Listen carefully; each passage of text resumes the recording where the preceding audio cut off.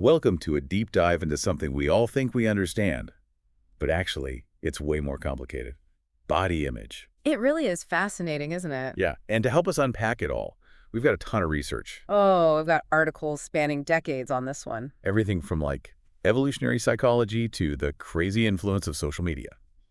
Speaking of psychology, what I always find super interesting is we tend to think of beauty standards as purely cultural, right? Right. But there's this whole biological piece to it too. Oh, totally, yeah. We're hardwired to find certain things attractive even as babies. Exactly. And that's actually a great place to start. Okay, let's do it. So babies, huh? Yeah, so there's this study published in art04nigu.pdf. They found that even babies, like tiny humans, show preferences for certain faces. Whoa, really? Babies. They haven't even seen a magazine, let alone Instagram. I know, right? It's wild. It suggests that our attraction to certain features, what we might call beauty, it could be deeply ingrained in us even before we understand the concept of beauty. So are you saying we're hardwired from birth to judge attractiveness? It seems that way, yeah.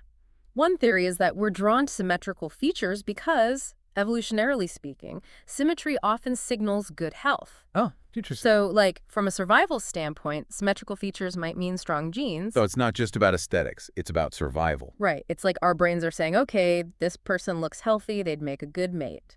Not necessarily consciously, of course. Wow, that's wild. Okay, so we've got these hardwired preferences, but then we grow up and culture comes in and kind of messes everything up? Exactly. Think about the thin ideal. This study, CSD 20005466.pdf, followed women over several decades. They found a clear trend.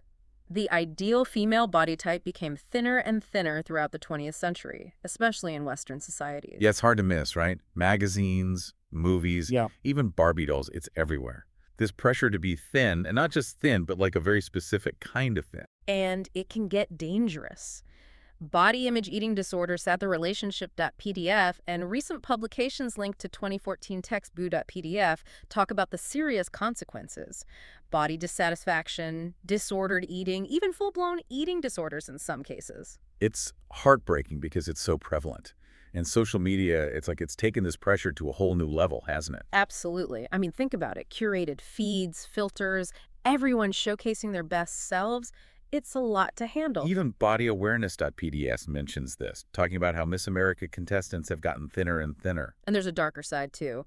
Francina Lococo, Social Media and Body Image 2018.pdf dives into thinspiration content. Oh, yeah, those accounts that promote, extreme thinness as if it's something to aspire to. Yeah, and it can be incredibly damaging, especially for vulnerable people. And then you have the pro-eating disorder communities online. It's scary how easy it is to access that kind of content. It really is. It's a whole other layer of this that we can't ignore. We've been talking about the pressure on women, but what about men? What are some of the pressures they face when it comes to their bodies? Yeah, it's definitely different for men, but no less intense. While women are often pushed towards thinness, men often face pressure to be muscular. The whole gym body ideal, right? Exactly.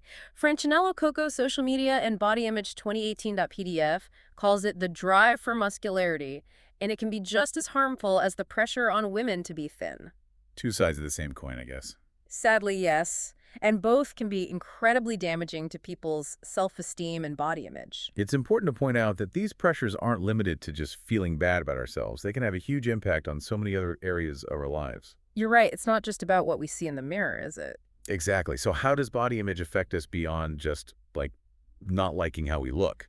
Well, for starters, it can impact our self-esteem, relationships, even our health. Yeah, it's all connected. CSD 20005466.pdf and the effects of cosmetic surgery and body.pdf link body image to self-esteem. Which makes sense, right? If you don't feel good about your body, it can make you question your worth in other areas of your life. Right, it's like this domino effect. And then there's the impact on our health behaviors. If you're constantly worried about your weight or appearance, it can lead to unhealthy habits like crash dieting or over-exercising. Or even avoiding things you enjoy, like swimming or wearing certain clothes, because you're self-conscious. Exactly. It's about more than just the number on the scale. It's about how that number makes you feel and act. We've talked about men and women, but what about people who identify as transgender? Their relationship with body image is uniquely complex. Absolutely. Kramer Psychopathology v.pdf delves into that. Body image plays a huge role in gender dysphoria. That feeling of distress when you're assigned sex doesn't match your gender identity. So for transgender individuals, body image isn't just about societal pressure. It's about aligning their physical appearance with their true selves. Right. It's deeply personal.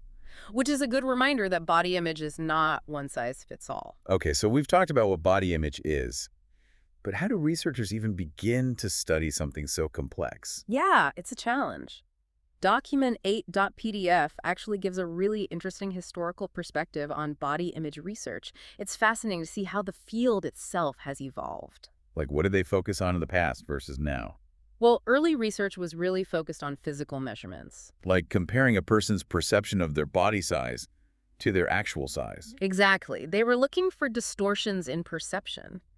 But over time, researchers started realizing that body image is about way more than just what you see in the mirror. It's about your thoughts, feelings, experiences, the whole package. And that makes it a lot harder to study. How do you measure something as personal and subjective as someone's feelings about their body? Right, it's not like measuring height or weight. Exactly. Researchers use things like questionnaires, but even those have limitations. People aren't always honest, even with themselves, about how they feel. And how do you capture something that's constantly changing?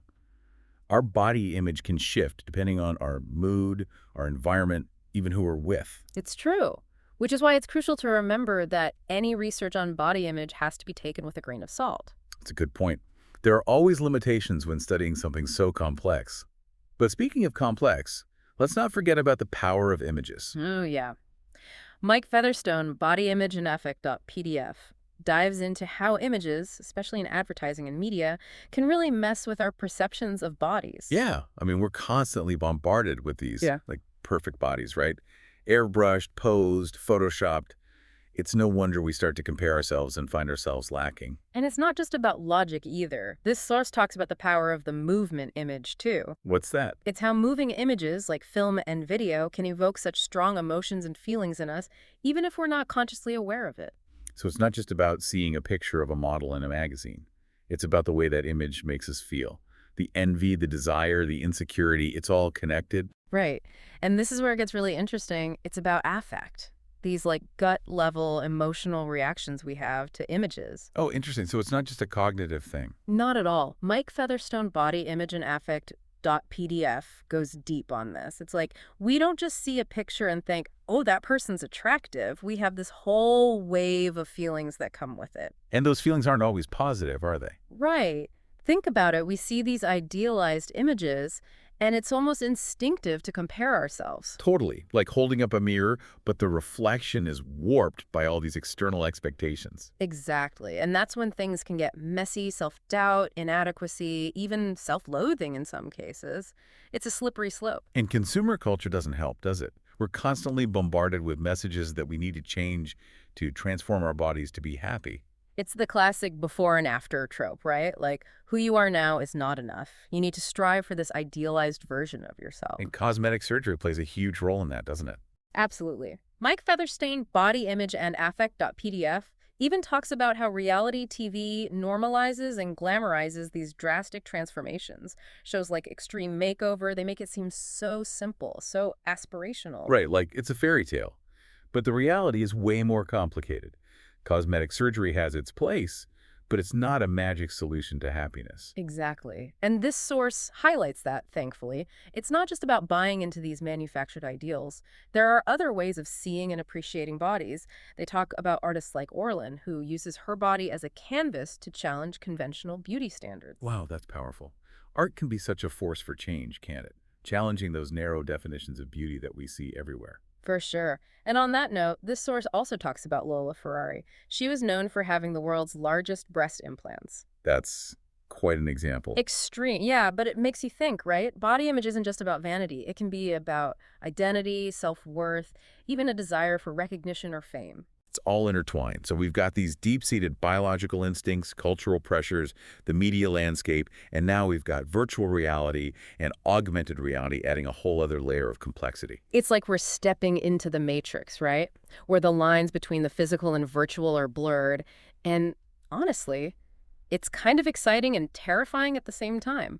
Who knows what this means for body image in the future? So where do we even go from here? How do we promote a more healthy, realistic view of bodies in this ever-evolving world? It's a huge question, and honestly, I don't think there are any easy answers. Especially with technology evolving so quickly, it's hard to keep up, let alone get ahead of it. It really is. But one thing's for sure, we can't just ignore it. Yeah, we've got to do something. But where do we even start? Well, I think it starts with education, right? Education? Like what kind of education? Media literacy.